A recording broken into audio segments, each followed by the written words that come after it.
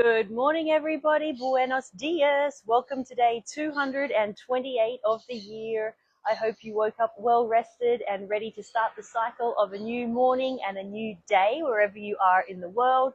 It is a lovely, cloudy yin start to the day here in Costa Rica. I jumped in the ocean really quick and I am packing up my bags to leave for my next artist residency.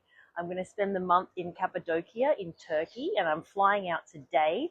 It's a lot of traveling. I have 4 separate planes to be flying on until I get to my destination. So if I don't record for the next day or two, I'm in transit and I will jump on as soon as I can to get back on track with you. According to 365 Dao by Deng Ming Dao, our word for today is depth on day 228 of the year. So grab your book, grab your journal and something to write with.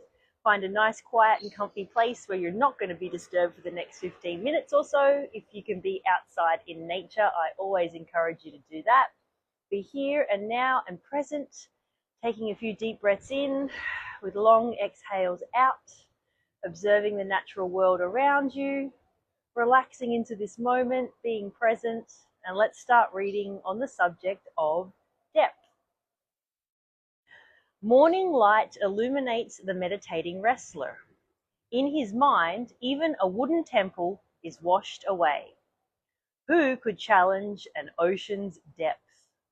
I love that. I mean, obviously, I'm a little biased because I love the ocean and I'm a surfer, but I think that's a really beautiful question to ask yourself. Who could challenge an ocean's depth? And that's something I remember all the time when I'm out there, is that you have to have 100% respect for the ocean, because no matter what, the ocean is always going to win. So who would ever challenge its depth? There once was a wrestler who, in spite of his great physical stature, lost most of his matches.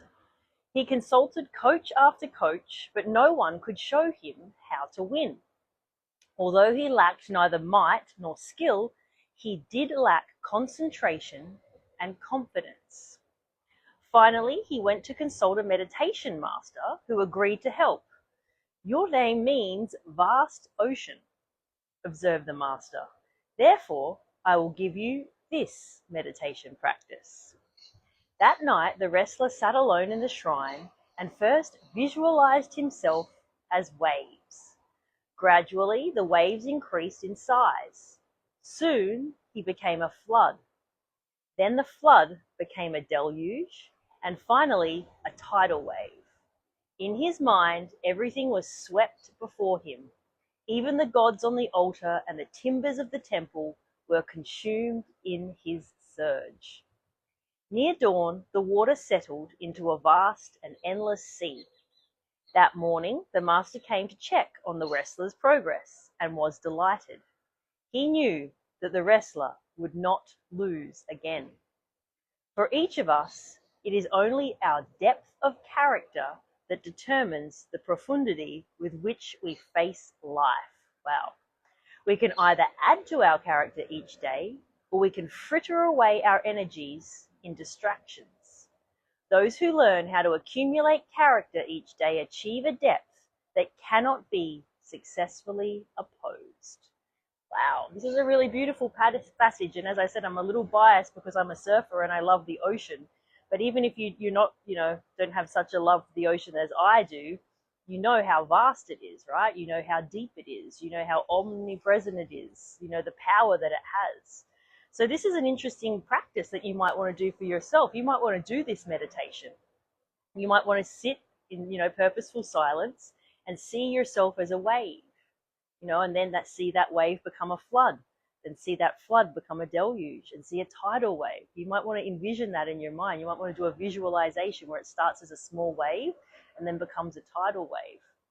And if that's part of your practice is meditation, you might want to have some sort of a visualization, just seeing that increasing in size, the increasing from a wave to a flood, from a flood to a tidal wave, and just kind of be in that moment in your meditation. I also think it's a really beautiful to concentrate on the last paragraph here today, thinking about your depth of character and what that means to you. You might actually want to journal about that this morning. That might be a good journaling prompt for today. Thinking about my depth of character, and it determines the profundity with which we face life. We can either add to our character each day, we can build our character, or we can fritter it away with distractions. And I feel like this distraction thing is something that comes up more and more and more in modern life, as we have so much distraction going on at any given time. Most human beings are so overstimulated in modern life because we're just exposed to more in 1 hour than people say 50 or 100 years ago would have been exposed to in probably their entire lifetime. So being frazzled and like having like almost too much stimulation in modern life is something that we're all kind of facing, and those are distractions. So perhaps you want to perhaps monitor the amount of time that you're spending perhaps on your screen or other things that distract you from your life, or perhaps catch yourself today when you're doom scrolling or doing something like unconsciously and think, hey, rather than investing my time into this, perhaps I should be investing on deepening my character. So there's a couple of things to think about for today's practice, especially as it relates to yourself and your depth of character and how that can also relate to the ocean.